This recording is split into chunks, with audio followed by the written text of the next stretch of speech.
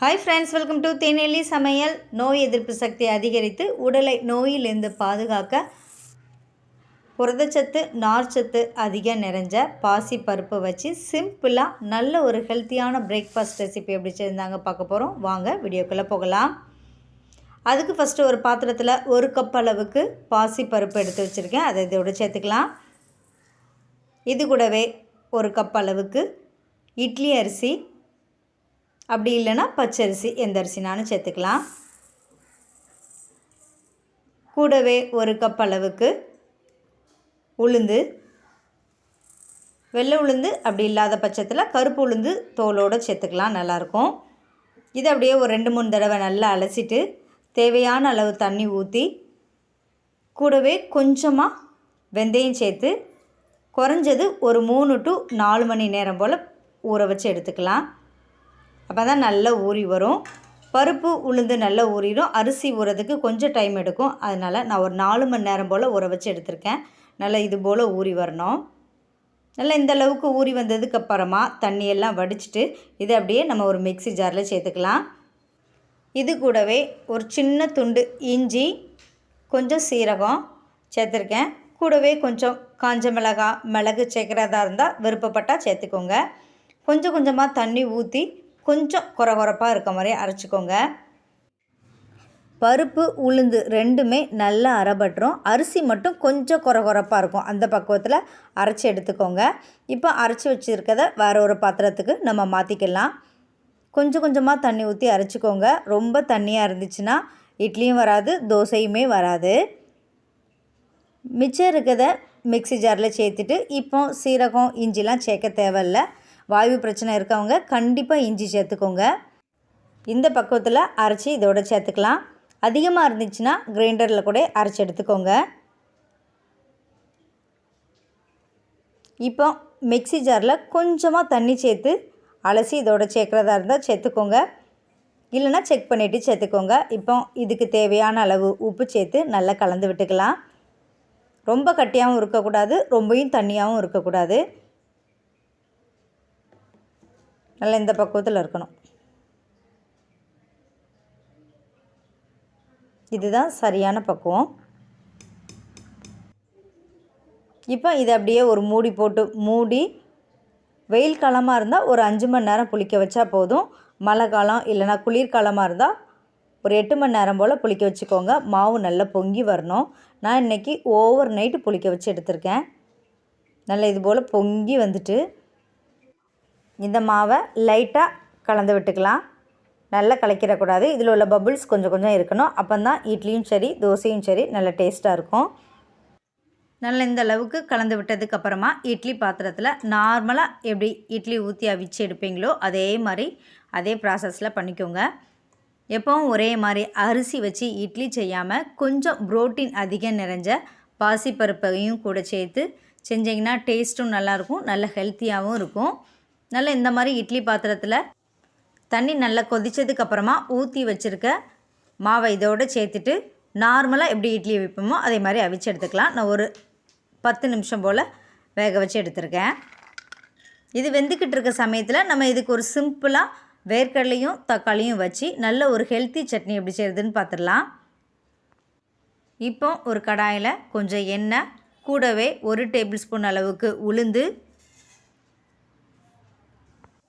இல்லைன்னா கடலைப்பருப்பு சேர்த்துக்கோங்க. நல்ல ஒரு டேஸ்ட்டும் கிடைக்கும், திக்னஸும் கிடைக்கும், அதனால சேர்த்துருக்கோம்.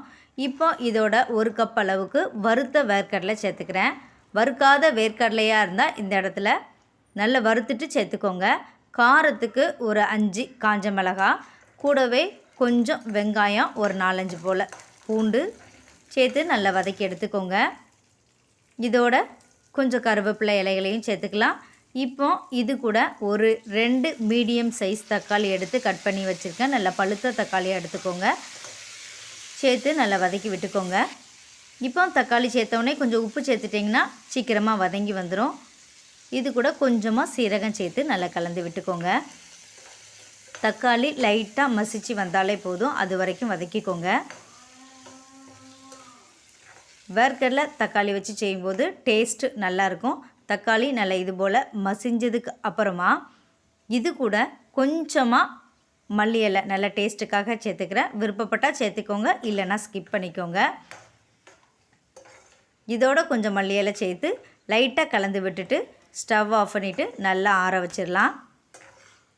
தக்காளி வேண்டான்னு நினைக்கிறவங்க தக்காளிக்கு பதிலாக நல்ல ஒரு லெமன் சைஸ் அளவு புளி சேர்த்து கொஞ்சம் வெங்காயம் 2 வெங்காயம் அளவு சேர்த்து வதக்கி இது போல் செஞ்சுக்கலாம். இப்போ நல்லா ஆறி வந்ததுக்கப்புறமா மிக்ஸி ஜாரில் சேர்த்துக்கோங்க. அதோட கொஞ்சமாக தண்ணி சேர்த்து நல்லா கொரகொரப்பாக இல்லாமல் ஓரளவுக்கு மசிகிற அளவுக்கு அரைச்சி எடுத்துக்கலாம். இப்போ மிக்ஸி ஜாரில் கொஞ்சம் வெதுவெதுப்பான தண்ணி ஊற்றி நல்லா அலசிட்டு இதோடு சேர்த்துக்கலாம். சட்னிக்கு தண்ணி ஆட் பண்ணும்போது நல்லா சுடு தண்ணியாக ஆட் பண்ணால் நல்லாயிருக்கும். வேர்க்கடலை நல்ல திக்னஸ் கொடுக்கும். அதனால் உங்களுக்கு எவ்வளோ தண்ணி வேணுமோ அந்த அளவுக்கு தண்ணி ஊற்றி கலந்துக்கலாம். இப்போ இதுக்கு ஒரு சின்னதாக தாளிப்பு கொடுக்கறதுக்கு ஒரு தாளிப்பு கரண்டியில் எண்ணெய், கடுகு, கருவேப்பிலை, கொஞ்சம் பெருங்காயத்தூள், காஞ்ச மிளகாய் சேர்த்து தாளித்து கொட்டினீங்கன்னா அருமையான வேர்க்கடலை தக்காளி சட்னி ரெடி ஆயிரும். இது நல்லாயிருக்கும், நல்ல ஹெல்த்தியாகவும் இருக்கும்.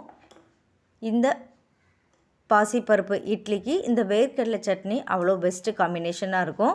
ட்ரை பண்ணி பாருங்கள். நல்லா பெருங்காயத்தை அழுத்தி விட்டிங்களா நல்லா கரைஞ்சி வந்துடும். கரைச்சி எடுத்துக்கலாம். இட்லி வெந்து வர சமயத்திலே நம்ம சட்னியும் ரெடி பண்ணிடலாம். நல்லா சிம்பிளாக நல்ல இந்த வேர்க்கடலை தக்காளி மட்டுமே வச்சு சிம்பிளாக செஞ்சிடலாம். தேங்காய் எதுவுமே சேர்க்க தேவையில்லை. இட்லியும் நமக்கு வெந்து வந்துட்டு எந்த அளவுக்கு பொங்கி வந்திருக்குன்னு பாருங்கள். நல்லா ஆறுனதுக்கப்புறமா எடுத்துக்கலாம். நார்மலாக இட்லி சுடுத மாதிரி தான். கொஞ்சம் பாசிப்பருப்பு மட்டும் சேர்த்துக்கிட்டிங்கன்னா புரதம், இரும்பு சத்து அதிகமாக இருக்கிறதுனால உடம்புக்கு ரொம்ப நல்லது. நோய் எதிர்ப்பு சக்தியை அதிகரிக்கும். எந்த அளவுக்கு சாஃப்டாக சூப்பராக வந்திருக்குன்னு பாருங்கள்.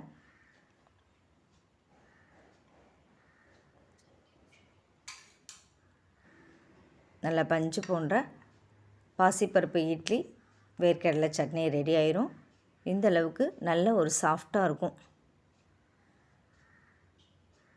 ஹார்டெல்லாம் இருக்காது. நல்ல புசு புசுன்னு பாசிப்பருப்பு இட்லி ரெடி ஆயிரும். நீங்களும் இந்த மெத்தட்லேயே ட்ரை பண்ணி பாருங்கள். இதுபோல் அரிசியே இல்லாமல் நிறைய இட்லி, தோசை ரெசிபிஸ் நம்ம சேனலில் அப்லோட் பண்ணியிருக்கோம். உங்களுக்கு விருப்பம் இருந்தால் ஃப்ரீயாக இருக்க டைமில் செக் பண்ணி பார்த்துக்கோங்க.